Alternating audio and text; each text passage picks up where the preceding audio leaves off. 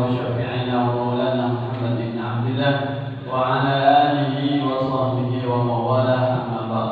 Hadirin hadirat jamaah Majlis Berkah yang Allah Subhanahu wa taala, jamaah Masjid Ar-Rahmat yang sama-sama mengharap ridha Allah Subhanahu wa taala.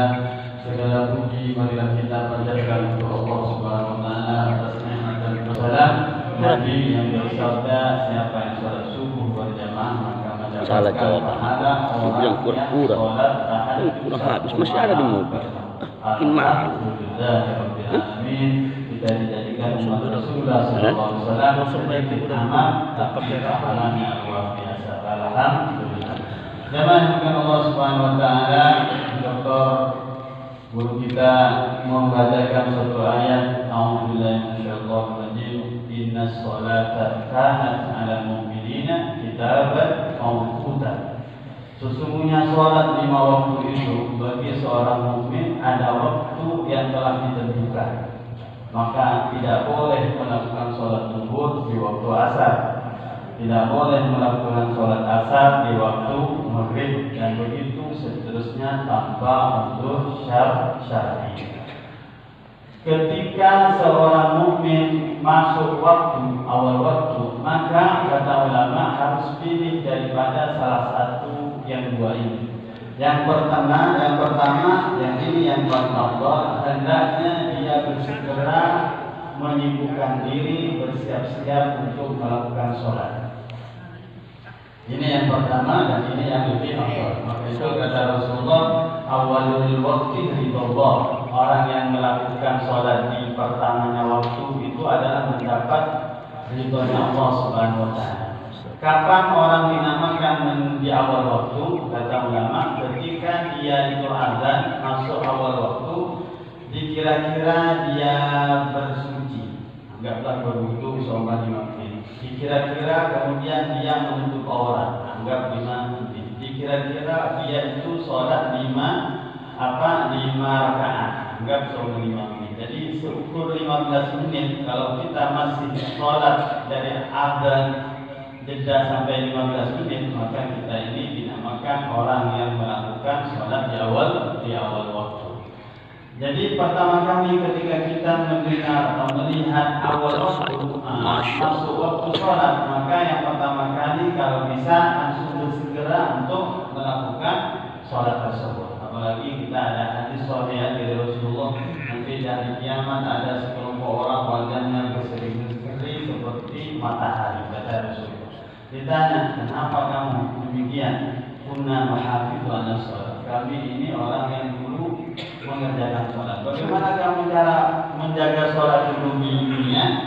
Mereka menjawab, kami tidak datang itu azan awal waktu kecuali kami sudah ada di dalam masjid. Ini tukang azan, ini Pak Imam. Nah, ini kebiasaannya mereka ini yang akan datang. Mereka sebelum azan sudah ada di masjid, begitu wajahnya nanti di hari kiamat. Namun alhamdulillah yang penting kita sudah jeda dari awal waktu sekitar 15 menit kita ini melakukan sholat, maka kita dinamakan orang yang sholat di awal waktu. Kalau tidak bisa, maka yang kedua adalah hendaknya kita berniat untuk melakukan sholat di waktu yang mana waktu itu masih memuat untuk melakukan sholat.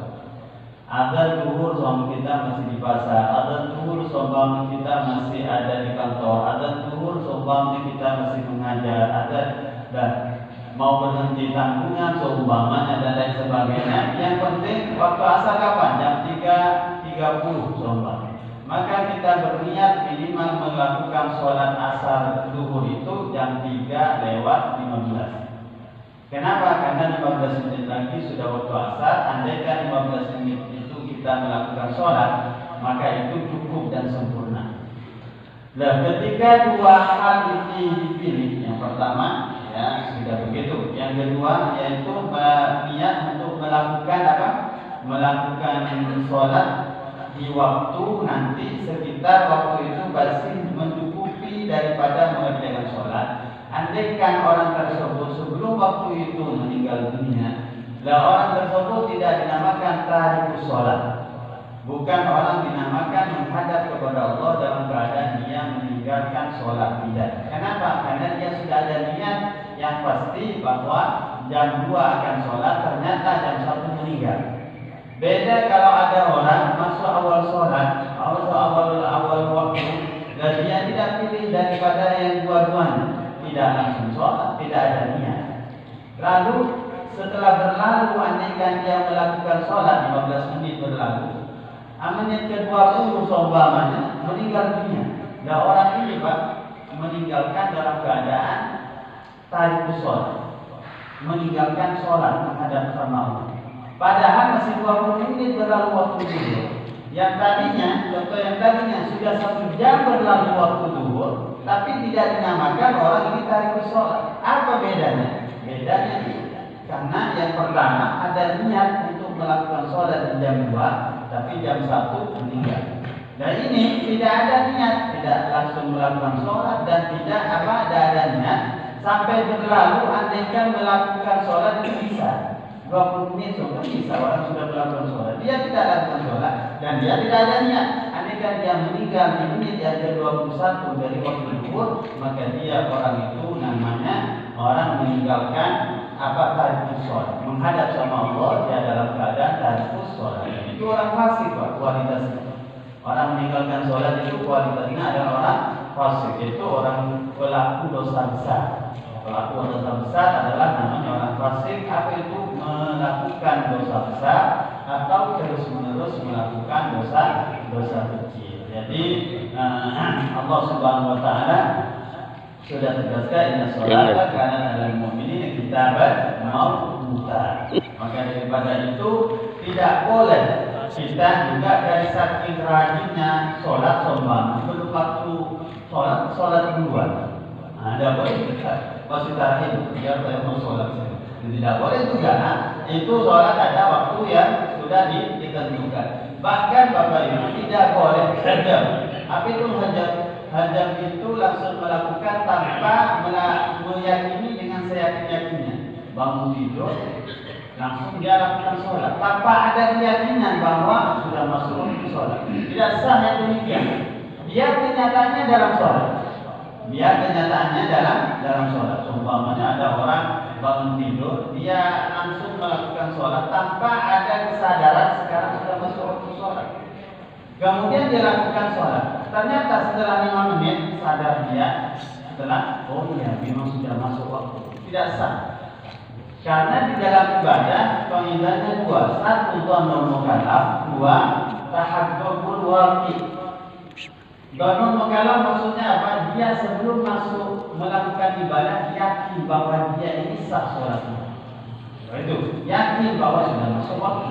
Yang kedua kenyataannya memang masuk waktu. Beda Bapak kalau ini masalah muamalat. Kalau masalah muamalat yang penting kenyataannya benar, walaupun waktu melakukan transaksinya jual beli atau sewa menyewa itu mengira dia batal. Sepertinya batal. Ragu di dalam transaksi dia kesahannya, tapi kenyataannya sah. Nah, itu sudah sah kalau muamalah. Tapi kalau ibadah dua-duanya, sebelum dia melakukan ibadah, hendaknya dia itu benar-benar yakin pada ibadah yang dia lakukan itu memang sudah sah. Dan yang kedua, kenyataannya memang setelah itu memang benar-benar sah. Memang yang bukan Allah Subhanahu wa taala. Maka dari itu mungkin ini ada kelalaian di antara kita. Kadang suatu hari masuk waktu sholat tidak langsung melakukan sholat, ada niat. Nah, ini hendaknya kalau kita tidak langsung melakukan sholat, hendaknya ada niat, jelaskan saya nanti sholat jam 2, saya nanti tidak sholat jam setengah 3 dan begitu seterusnya, sehingganya ajal kita Bapak Ibu tidak tahu, itu dirahasiakan Allah Subhanahu wa taala, sehingganya andaikan Allah dapat nyawa kita sebelum melakukan sholat, jadi kita sudah kata ulama bukan dinamakan orang yang tarik sholat karena sudah ada niat untuk melakukan sholat di waktu tertentu. Kemudian sebelum waktu itu kita sudah dipanggil duluan oleh Allah Subhanahu wa taala. Mudah-mudahan bermanfaat bagi kita semuanya. Wallahu musta'an. Assalamualaikum warahmatullahi taala wabarakatuh. Waalaikumsalam warahmatullahi wabarakatuh. Mengucapkan terima kasih kepada guru kita Ustaz Giri yang sini sudah memberikan nasihat kepada kita bahwa berkaitan dengan masalah sholat Dan selanjutnya kita dengarkan mau'izah hasanah kedua yang insyaallah akan dibawakan oleh Habib Arif bin Abdul Ghani yang merupakan Sallu ala Nabi Muhammad.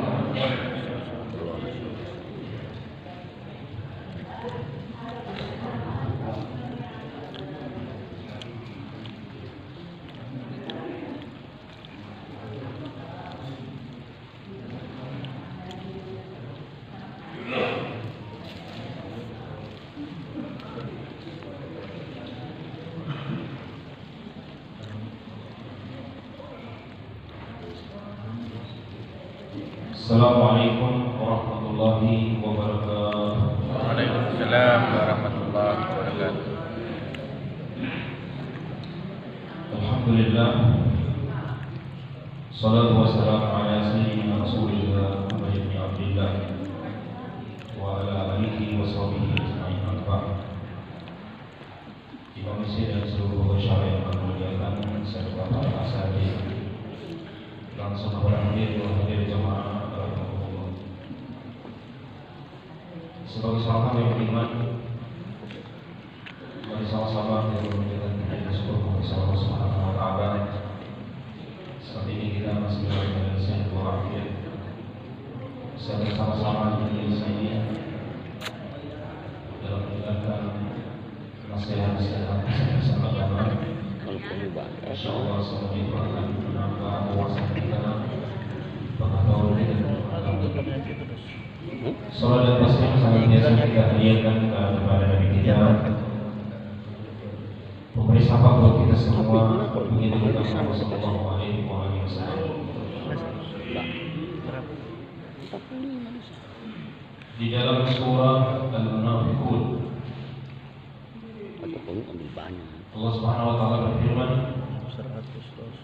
Ya ayyuhalladzina amanu la tulhikum amwalukum wala auladukum an dzikrillah wa may yaf'al dzalika fa ulaika humul khasirun wa anfiqu mimma razaqnakum min qabli an ya'tiya ahadakumul maut fa yaqulu rabbi laula akhartani ila ajalin qarib fa asaddaqa wa akun minas shalihin wa la yu'akhiru nafsan idza jaa ajaluha wallahu khabirun bima ta'malun.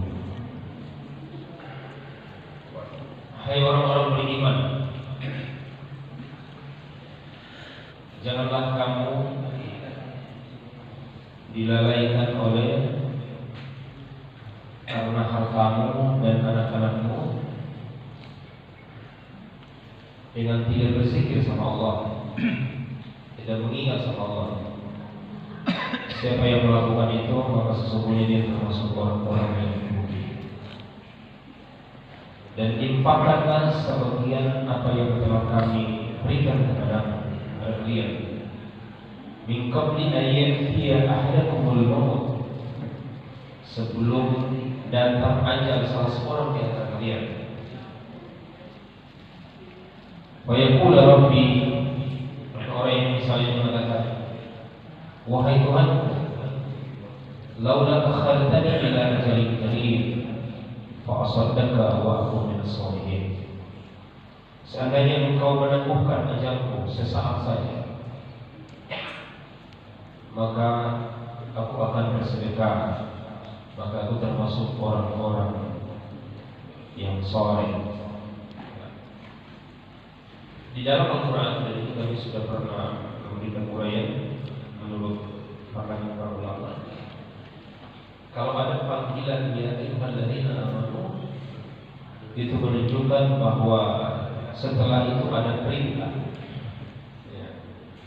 Setelah itu ada perintah, bahwa perintah itu adalah sesuatu yang amat agung, yang menyelamatkan kita dari segala hal yang buruk. Ada yang amat penting di dalam ayat ini. Wa anfiqu mimma razaqnakum min qabli an ya'tiya ahadakumul maut. Berinfaklah kalian dari apa, dari sebagian yang kami berikan kepada kalian sebelum datang kematian salah seorang di antara kalian. Ya. Ayat ini ada hubungan antara salah satu hadis yang disebutkan oleh Nabi kita Muhammad SAW. Nabi menyebutkan dawu marbakum bisadaqah, obatilah penyakit yang ada di antara kalian lewat sedekah. Ada salah seorang tokoh ulama namanya Ibnul Qayyim al-Jauziyah. Ini ahli fikih, juga ahli tafsir. Di dalam Jami'ul Fikih itu hadis ini beliau jelaskan. Beliau ini bermasuk kembali. Beliau menyebutkan begini: fa inna lis-sadaqati ta'khiran 'ajiban fi daf'i anwa'il bala. Sesungguhnya sedekah itu mampu menghilangkan atau mengangkat musibah-musibah atau bala, walau kana min fajirin atau min zalimin bal min kafir. Sekalipun orang yang bersedekah itu adalah orang yang fajir, ahli maksiat, atau zalim, seorang yang zalim, bahkan dia seorang yang kafir. Ya, bahkan dia seorang yang kafir. Fa inna Allah Subhanahu wa taala yadfa'u biha anhu anwa'an min al-bala. Sesungguhnya sedekah yang kita berikan itu akan mengangkat dari semua musibah yang Allah timpakan kepada kita. Ya. Ini yang mengemukakan seorang pakar dari Islam. Ya. Bukan cuma pakar dari Islam yang mengemukakan ini. Bahkan orang-orang yang non-Muslim pernah mengkaji hadis ini. Ya. Seperti ada namanya David M. Penn. Dia ini seorang ilmuwan dari Amerika. Beliau mengatakan orang yang melakukan sesuatu yang positif kepada seseorang atau dia memberikan bantuan, ini katanya akan menambah daya tahan tubuhnya. Ya, akan menambah daya tahan tubuhnya. Akan terjadi peningkatan imun pada dirinya. Orang yang apa itu? Orang yang melakukan sesuatu yang positif, membantu orang, memberikan sesuatu. Ini seorang pakar yang non-Muslim. Ada juga namanya Michael Norton. Beliau menyebutkan tentang hadis ini, dawu marbakum bisadaqah. Beliau melakukan sebuah riset, penelitian. Katanya begini: seseorang yang sering memberikan bantuan sama orang atau berupa harta yang dimiliki atau apa saja,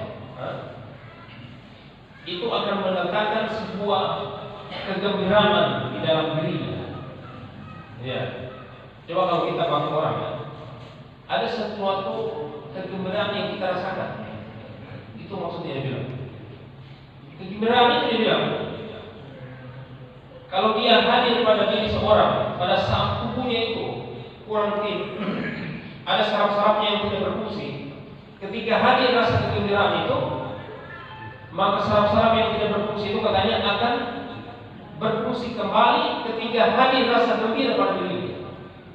Ini seorang tokoh ilmuwan yang bukan Muslim, dia memberikan penelitian ini. Ya, ini pantas disebutkan oleh Ibnul Qayyim al-Jauziyah, walau kanat min fajr aw zalimin bal min kafir. Orang yang bersedekah itu sekalipun orang yang fajir, yang min ahlul maksiyah, orang yang zalim, bahkan orang kafir, akan berdampak pada dirinya sesuatu yang lain. Ya, ini juga dikemukakan oleh seorang yang orang-orang saleh, pakar-pakar dari Muslim. Ya. Kemudian kita kembali kepada ayat ini. Laula akhartani ila ajalin qarib seandainya engkau menangguhkan ajalku, fa asaddaka wa aku minas sholihin, pasti aku akan bersedekah. Ya.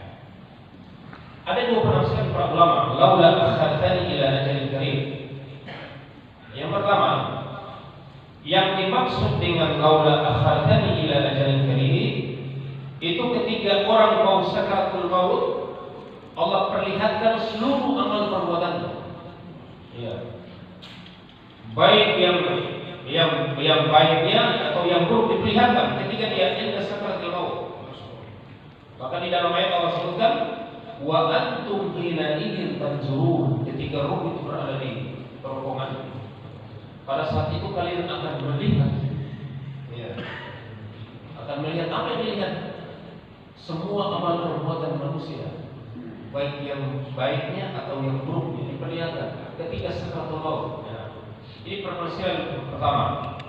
Penafsiran yang kedua, laula akhartani ila ajalin karim. Ya, ini dia mengatakan, wahai Tuhanku, seandainya engkau menangguhkan ajalku. Nah, disebutkan oleh para ulama, ini dia sebutkan ketika dia wafat. Ya, tapi pendapat perempuan. Ya, ketika dia Allah wafatkan, dia diperlihatkan semua amal perbuatannya. Nah, semua amal perbuatannya. Tapi pendapat yang sama kuat itu adalah ketika dia sakaratul maut. Ya. Setelah diperlihatkan semua amal perbuatannya, wa antum hina idzin tanzurun. Ini disebutkan oleh Muhammad Sayyid Al-Tawi di dalam tafsirnya. Kenapa dia minta dipanjangkan usianya, jangan belum dicabut rohnya? Dia minta supaya dia bisa bersedekah. Ya. Kenapa itu disebut yang lain?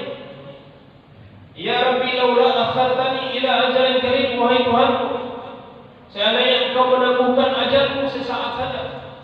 Kenapa dia tidak sebutkan ketika dia minta supaya dipanjangkan usia, supaya dia bisa sholat?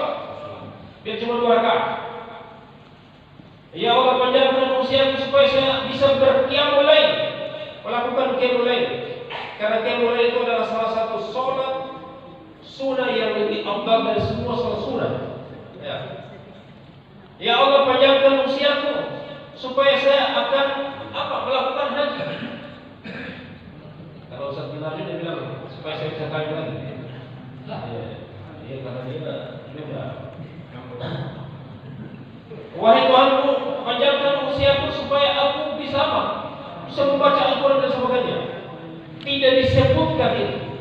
Sholat tidak disebutkan, hajinya tidak disebutkan. Yang disebutkan itu supaya dipanjangkan usianya, supaya dia dapat bersedekah. Saya tak tahu menyebutkan. Kenapa? Cuma sedekah yang disebutkan. Ya. Ternyata ketika dia mau atau ketika dia wafat, Allah perlihatkan semua amal perbuatannya yang dia lihat itu sedekahnya yang pernah dia lakukan. Ya, sedekahnya yang pernah dia lakukan cuma satu kali. Ya. Karena begitu besarnya keutamaan serta besarnya pahala yang Allah berikan pada orang yang bersedekah itu, dia lihat di situ.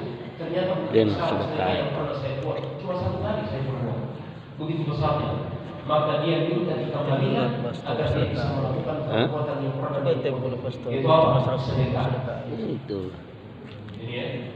Ini luar biasa keutamaan sedekah yang disebutkan di dalam Al-Quran ini, juga disebutkan oleh para pakar ilmuwan dan muslim, termasuk dari non-muslim juga, menyebutkan tentang sedekah, tentang keutamaan ini. Fa asaddaka wa akum minas sholihin wa la yu'akhirullahu nafsan idza jaa ajaluha. Allah tidak akan menangguhkan ajal seseorang kalau telah tiba waktunya. Walan, ya. Ini kan kalau di dalam bahasa sesuatu tidak hanya menafikan, tetapi menafikan ini sesuatu yang tidak bakalan terjadi saat ini. Tidak bakalan terjadi saat ini. Saya bisa berikan contoh ini. Lan adhab ila Jakarta saya tidak akan pergi ke Jakarta. Atau saya mengatakan la adhabu ila Jakarta, saya juga tidak akan pergi. Apa bedanya? Ini sama-sama nafi ya. Sama-sama menafikan artinya tidak.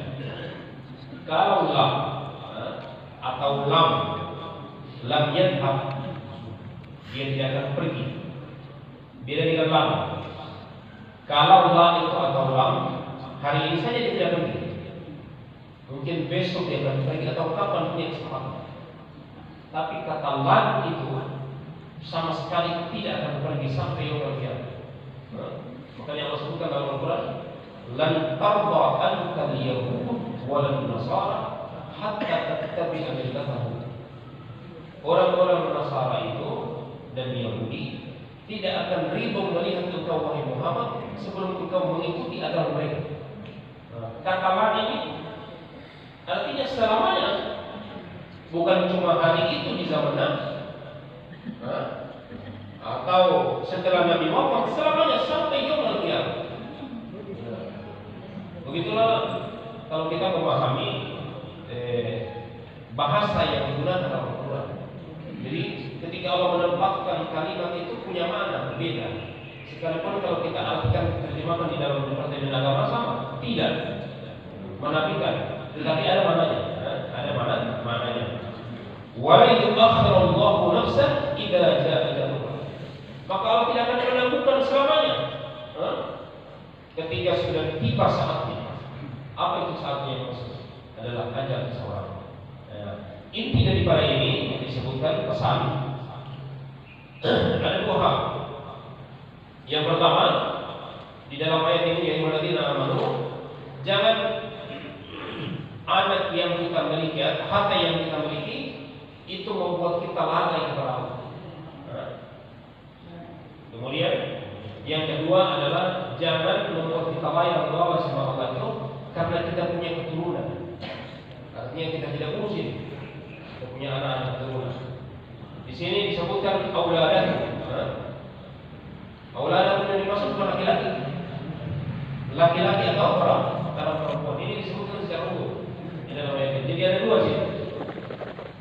Yang disuruh berhati-hati kita, jangan lalai dengan harta yang kita miliki. Kemudian jangan lalai dalam membina anak keturunan kita. Ya, anak keturunan kita. Kenapa cuma dua ini Allah sebutkan? Allah memberikan wanti-wanti bahwa memang ini ada peluang besar membuat orang lalai. Ya. Kata lahu itu batul hikum lah itu asal katanya. Itu artinya jangan menentang. Ada sesuatu yang lebih penting daripada sesuatu. Ya. Kalau ada yang penting, tapi ada yang lebih utama, maka kita perlu mencari yang lebih utama dalam kehidupan ini. Kita mencari dalam masalah agama. Kalau dalam masalah dunia tidak. Ya. Kalau dalam masalah agama, kita mencari yang lebih penting. Ya. Ini barangkali Allahu khabir bima ta'malun. Dari ayat ini Allah mengetahui semua apa yang kita lakukan. Ini barangkali yang dapat disampaikan dalam kesempatan ini. Terima kasih. Wallahu musta'an. Wassalamualaikum warahmatullahi wabarakatuh. Waalaikumsalam. Terima kasih kepada Pimpinan Menteri yang sudah menyampaikan nasihat melalui tafsir Al-Quran.